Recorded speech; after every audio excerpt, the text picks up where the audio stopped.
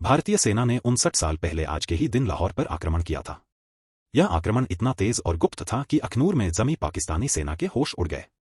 भारत ने हाजी पीर दर्रे पर भी कब्जा कर लिया था, लेकिन ताशकंद समझौते में तत्कालीन प्रधानमंत्री लाल बहादुर शास्त्री ने उसे वापस पाकिस्तान को लौटा दिया था। आइए जानते हैं पूरा इतिहास।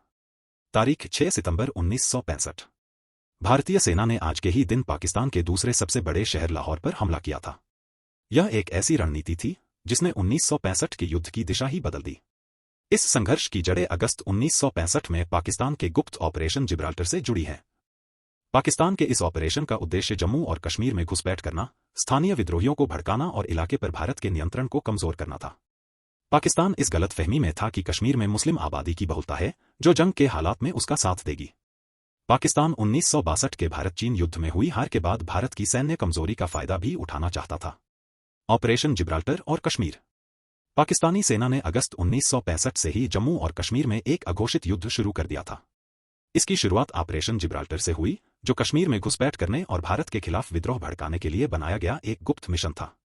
पाकिस्तानी योजना का उद्देश्य स्थानीय विद्रोहियों को एकजुट करके और व्यापक अशांति को बढ़ावा देकर कश्मीर पर भारत की पकड़ को कमजोर करना था, जिसका अंतिम लक्ष्य इस क्षेत्र पर कब्जा करना था।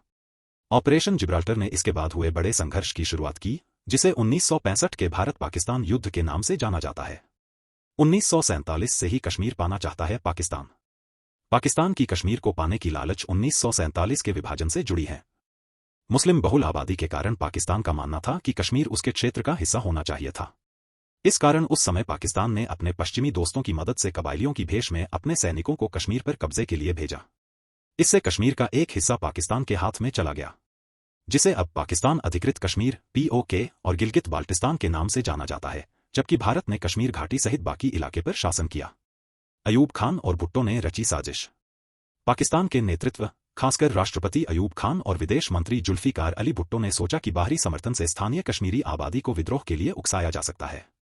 1962 के चीन भारतीय युद्ध में भारत की हार के मद्देनजर पाकिस्तान का मानना था कि भारत की सैन्य शक्ति अभी भी कम है, जिससे यह कार्रवाई के लिए एक उपयुक्त क्षण बन गया। पाकिस्तान के नेतृत्व ने कश्मीर पर नियंत्रण पाने के लिए सफल विद्रोह को एक मार्ग के रूप में देखा। हाजी पीर दर्रे पर कब्जा।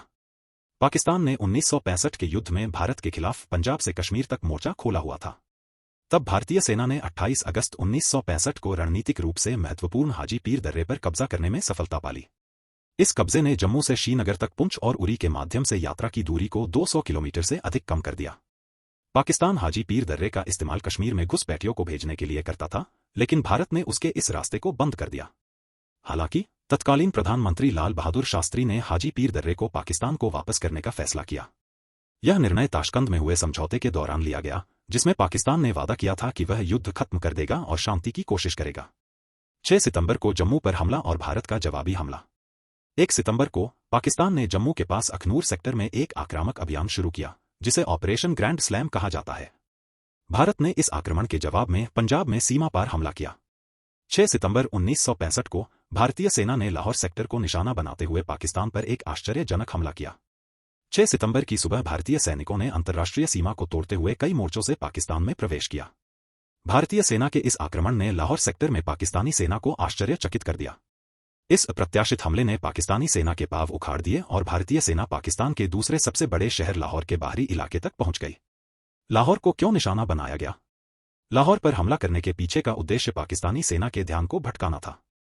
पाकिस्तानी सेना उन दिनों अखनूर सेक्टर में अपनी मोर्चेबंदी को मजबूत कर रही थी, लेकिन लाहौर को हाथ से निकलता देख उसके हाथ पांव फूल गए।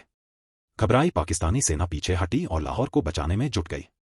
भारत की रणनीति में भविष्य की बातचीत के दौरान लाभ प्राप्त करने के लिए पाकिस्तान के एक बड़े हिस्से पर कब्जा करना भी शामिल था। हालांकि भारत कभी भी लाहौर पर कब्जा करना नहीं चाहता था। इसके लिए भारतीय सेना ने इछोगिल नहर पर कब्जा किया, जो लाहौर को बचाने के लिए इस्तेमाल होने वाला एक रक्षात्मक जलमार्ग था।